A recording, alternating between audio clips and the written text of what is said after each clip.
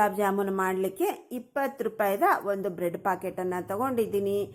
ಆ ಕಡೆ ಈ ಕಡೆ ಬ್ರೆಡ್ಡನ್ನು ತೆಗೆದ್ಬಿಟ್ಟು ಸೆಂಟರ್ನಲ್ಲಿರುವ ಬ್ರೆಡ್ನ ಎಲ್ಲ ನಾವು ಈ ದಂಡಿಯನ್ನು ಕಟ್ ಮಾಡ್ಕೋಬೇಕು. ಈ ಕೆಂಪಗಿರೋ ಭಾಗ ಎಲ್ಲ ತೆಗೆದು ಬಿಳಿಗಿರೋ ಭಾಗವನ್ನು ಮಾತ್ರ ನಾವು ಗುಲಾಬ್ ಜಾಮೂನ್ ಮಾಡಲಿಕ್ಕೆ ಯೂಸ್ ಮಾಡ್ಕೋತೀವಿ.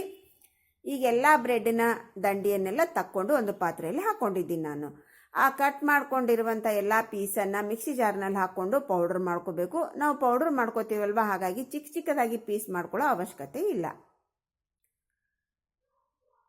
ಈಗ ನೋಡ್ರಿ, ಈ ಪೌಡ್ರನ್ನು ಒಂದು ಪಾತ್ರೆಯಲ್ಲಿ ಹಾಕ್ಕೊಂಡೆ ನಾನು. ಇದನ್ನು ಕಲಸಲಿಕ್ಕೆ ಗಟ್ಟಿಗಿರುವಂಥ ಹಾಲನ್ನು ತೊಗೊತಾ ಇದ್ದೀನಿ. ಇದು ನಾನು ಕೆನಿ ಸಮೇತ ಮಿಕ್ಸ್ ಮಾಡ್ಕೊಂಡು ತೊಗೊಂಡಿದ್ದೀನಿ. ಇನ್ನೂ ಗಟ್ಟಿಗಿದೆ ಬಂಧುಗಳೇ. ನಾವು ಎಷ್ಟು ಗಟ್ಟಿಗಿರುವ ಹಾಲನ್ನು ತೊಗೋತೀವಿ ಅಷ್ಟು ಚೆನ್ನಾಗಿರುವಂಥ ಗುಲಾಬ್ ಜಾಮೂನು, ರುಚಿಯಾಗಿರುವಂಥ ಗುಲಾಬ್ ಜಾಮೂನು ರೆಡಿ ಆಗುತ್ತೆ. ಸ್ವಲ್ಪನೇ ಹಾಲು ಹಾಕೊಂಡು ಮಿಕ್ಸ್ ಮಾಡ್ಕೊಳ್ಳಿ. ಜಾಸ್ತಿ ನಮಗೆ ಹಾಲು ಇದಕ್ಕೆ ಅವಶ್ಯಕತೆ ಬೀಳಲ್ಲ. ನೋಡ್ರಿ, ಬ್ಯಾಟ್ರಿ ಈ ಥರ ಇರಬೇಕು. ನಮಗೆ ಜಾಸ್ತಿ ಗಟ್ಟಿಗೂ ಇರಬಾರ್ದು, ಜಾಸ್ತಿ ಅಳಕೂ ಇರಬಾರ್ದು. ಕೈಗೆ ಈ ಥರ ಹತ್ತುತ್ತಾ ಇರಬೇಕು. ಅವಾಗ ಪರ್ಫೆಕ್ಟ್ ಆಗಿರುವಂಥ ಬ್ಯಾಟರ್ ರೆಡಿ ಆಯಿತು. ಈಗ ನೋಡ್ರಿ, ಹಾಲು ನೋಡಿ ನಮಗೆ 3/4 ಗ್ಲಾಸ್ ತೊಗೊಂಡಿದ್ನಲ್ವಾ, 1/4 ಗ್ಲಾಸ್ ಉಳಿದಿದೆ. ಅರ್ಧ ಗ್ಲಾಸ್ ಮಾತ್ರ ನಮ್ಗೆ ಹಾಲು ಯೂಸ್ ಮಾಡ್ಕೊಂಡಿದ್ವಿ ನಾವು. ಇವಾಗ ಒಂದು 2 ನಿಮಿಷ ವೇಟ್ ಮಾಡಿರಿ. ನಮ್ಮ ಕೈಗೆ ಏನು ಹತ್ತಲ್ಲ, ಬ್ಯಾಟರ್ ಅನ್ನೋದು ಪರ್ಫೆಕ್ಟ್ ಆಗಿರುತ್ತೆ. ಅವಾಗ ಸ್ವಲ್ಪ ನೀವು ಮಿದ್ದುಕೊಂಡು ಹೀಗೆ ನಿಮ್ಗೆ ಯಾವ ಸೈಜ್ನಲ್ಲಿ ಬೇಕೋ ಆ ಸೈಜ್ನಲ್ಲಿ ಸ್ವಲ್ಪನೇ ಹಿಟ್ಟನ್ನು ತೊಗೊಂಡು ನೀವು ಉಂಡೆ ಮಾಡಿಕೊಂಡ್ರೆ ಆಯ್ತು. ಇಷ್ಟು ಸ್ವಲ್ಪ ಪೋರ್ಷನ್ ತೊಗೊಳ್ರಿ. ನಿಮ್ಗೆ ಯಾವ ಸೈಜ್ನಲ್ಲಿ ಬೇಕೋ ಆ ಸೈಜ್ನಲ್ಲಿ ನೀವು ಮಾಡ್ಕೊಳ್ಳಿ. ಚಿಕ್ಕದಾಗಿ ಮಾಡ್ಕೊಂಡ್ರೆ ಏನಾಗುತ್ತೆ, ಬೇಗನೆ ನಾವು ಫ್ರೈ ಆಗುತ್ತೆ. ಹಾಗೆ ಶುಗರ್ ಸಿರಪ್ ಕೂಡ ಚೆನ್ನಾಗಿ ಅಬ್ಸರ್ವ್ ಮಾಡ್ಕೊಳ್ತೆ. ಅದು ರೆಡಿ ಮಾಡ್ಕೊಳ್ಳೋಷ್ಟ್ರೊಳಗಾಗಿ ನಾವು ಶುಗರ್ ಸಿರಪನ್ನು ಕೂಡ ರೆಡಿ ಮಾಡ್ಕೊಳ್ಳೋಣ. ಈ ಶುಗರ್ ಸಿರಪ್ ರೆಡಿ ಮಾಡ್ಕೊಳ್ಳಿಕ್ಕೆ ದೊಡ್ಡ ಕಪ್ಪಿನಿಂದ 1 ಕಪ್ಪಿನಷ್ಟು ಸಕ್ಕರೆಯನ್ನು ಹಾಕ್ಕೊಂಡೆ. ಹಾಗೆ 1 ಕಪ್ಪಿನ ಮೇಲೆ 1/4 ಕಪ್ಪಿನಷ್ಟು ನೀರನ್ನು ಹಾಕ್ಕೊಂಡು ಅದನ್ನು ಪಾಕ ರೆಡಿ ಮಾಡ್ಕೊಳ್ಳೋಣ. ಈ ಕಡೆಗೆ ಎಣ್ಣೆಯನ್ನು ಕೂಡ ನಾವು ಬಿಸಿ ಮಾಡ್ಲಿಕ್ಕೆ ಇಟ್ಕೊಳ್ಳೋಣ.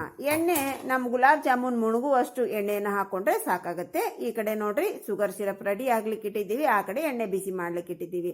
ಈ ಶುಗರ್ ಸಿರಪ್ ನಮಗೆ ಚೆನ್ನಾಗಿ ಕುದಿಸ್ಕೊಂಡ್ರೆ ಸಾಕು, ಪಾಕ ಬರೋ ಅವಶ್ಯಕತೆ ಇಲ್ಲ.